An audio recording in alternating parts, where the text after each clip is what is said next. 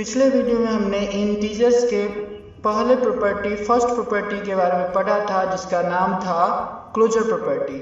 आज हम उसके दूसरे प्रॉपर्टी को पढ़ेंगे जिसका नाम है commutative property, commutative law over addition, subtraction, multiplication and division. हम इन चारों ऑपरेशन को एक साथ पढ़ रहे हैं। तो क्या है इसका मतलब वो पहले समझ लेते हैं। अगर आप इसके मतलब को समझ जाइएगा तो आसानी से आप किसी भी इंटीजर्स पर इस लॉ को फॉलो करता है या नहीं करता है आसानी से पहचान लीजिएगा। तो पहले समझिए क्या कहता है ये law. If the sum, subtract, product और division of any two integers is equals to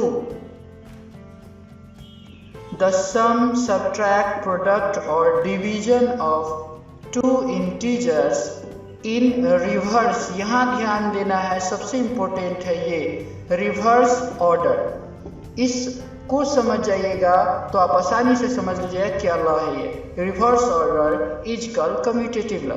कहने का मतलब कि किसी भी दो इंटीजर्स का ऐड, सब्ट्रैक्ट, डिवीजन, मल्टीप्लाई करो और फिर उसके ऑर्डर को पलट कर उसका ऐड, सब्ट्रैक्ट, मल्टीप्लाई, डिवाइड करो। दोनों कंडीशन में अगर वो इक्वल आता है तो समझ जाओ कि कम्यूटेटिव लॉ फॉलो करता है। जैसे अब एक एक्सप्रेशन देखते हैं यहाँ, ये देखिए कोई एक इंटीजर a है, दूसरा क्या है b है। इन दोनों को इस क्रम में हमने ऐड किया a प्लस b, फिर इसी के ऑर्डर को चेंज कर दिया। a प्लस बी है तो हमने क्या कर दिया b प्लस a कर दिया। यही चेंज है, ऑर्डर ऑफ चेंज यही है। a प्लस b है तो अब हो गया पहले b बाद में a। इन दोनों का ऐड अगर इक्वल आया तो क्या होगा, कम्यूटेटिव लॉ सेटिस्फाइड करेगा। इन दोनों का सब्ट्रैक्ट इक्वल आया, यहाँ सब्ट्रैक्ट डाल देंगे माइनस का साइन तो सब्ट्रैक्ट पे हो जाएगा। यहाँ मल्टीप्लाई का साइन डाल देंगे तो मल्टीप्लाई पे हो जाएगा और डिवाइड का साइन डाल देंगे तो डिवाइड। सिर्फ ऑर्डर को ध्यान रखना है। तो हम फर्स्ट केस के लिए चलते हैं, for addition, commutative law of integer over addition. For addition के लिए समझते हैं कि यह फॉलो करता है। इससे पहले आपको ये समझना होगा कि ये जो है, ये जो चेक करना है हमको, उससे पहले आपको समझना होगा कि ये जो इक्वल्स टू के जो लेफ्ट साइड दिख रहा है इसको बोलते हैं हम LHS, जिसका नाम है लेफ्ट हैंड साइड। ये ध्यान रखिए, इसका नाम है लेफ्ट हैंड साइड। और ये जो राइट साइड इक्वल टू का जो है उसको बोलते हैं हम RHS, जिसको बोलते हैं राइट हैंड साइड। ये आपको बहुत इंपॉर्टेंट है, लेफ्ट हैंड साइड और राइट हैंड समझना। आप पिछले क्लास में आप इसके बारे में भी समझ चुके होंगे कि LHS और RHS क्या होता है। अगर किसी भी जितने भी ऑपरेशन होंगे उन सभी में LHS और RHS दोनों साइड अगर आंसर इक्वल टू आ गया तो आपका सही हो जाएगा, वेरीफाइड होगा। अगर दोनों साइड इक्वल नहीं आया तो आपका वेरीफाइड नहीं होगा। तो अब एडिशन के लिए देखते हैं।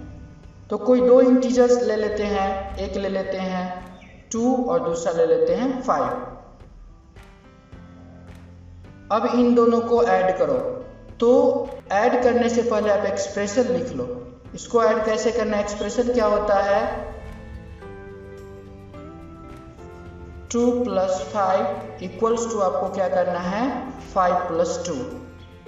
पहले सीधा इसका रिवर्स ऑर्डर करो। आप चेक कैसे करेंगे, तो चेक करने के लिए आप पहले क्या करोगे, यहाँ LHS लेकर आओगे। तो LHS में क्या है 2 प्लस 5। अब इसको करोगे तो कितना होगा 7। अब क्या करेंगे हम RHS आएंगे। RHS जो होता है वो ये होता है, इसमें कितना है 5 प्लस 2। इसको ऐड करोगे तो कितना होगा 7। अब देखो, since LHS equal to RHS, hence it is satisfied or verified over addition. Commutative law जो है वो वेरीफाइड हो गया एडिशन पे। आप इस तरह का बहुत सारे एग्जाम्पल ले सकते हो, किसी भी एग्जाम्पल्स में आपको यह वेरीफाइड करेगा ही करेगा, करके देख सकते हो। अब दूसरा हम लेते हैं फॉर सब्ट्रैक्शन।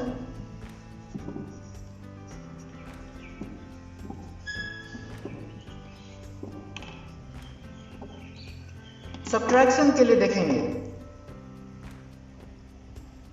कोई इंटीजर ले लो, एक 5 ले लो, एक -3 ले लो। अब इसका करते हैं तो एक्सप्रेशन में क्या होगा, आपको सब्ट्रैक्शन का जो एक्सप्रेशन होगा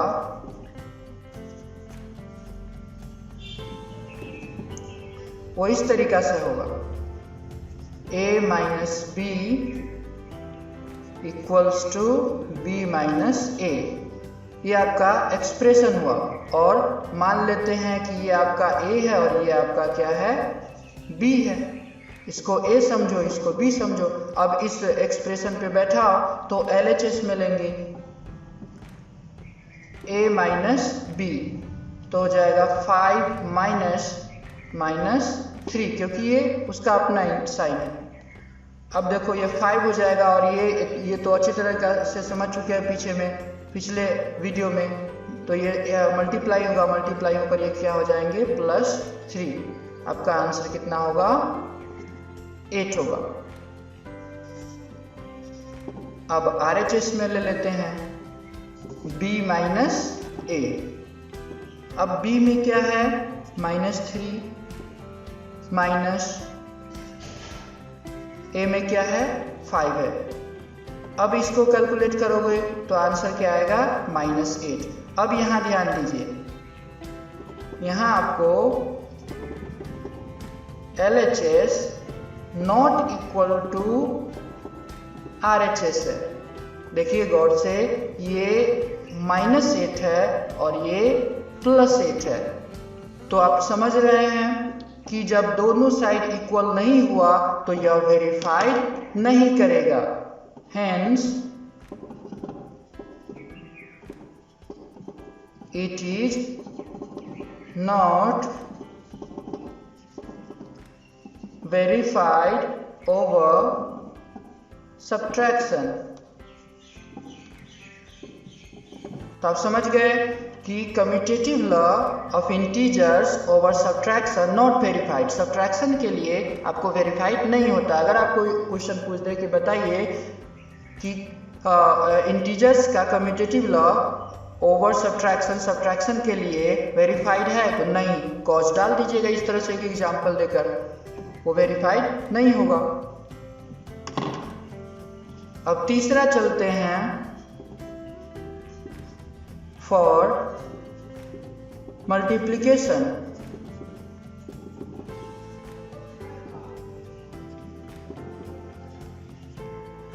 मल्टीप्लिकेशन के लिए आपको एक्सप्रेशन होगा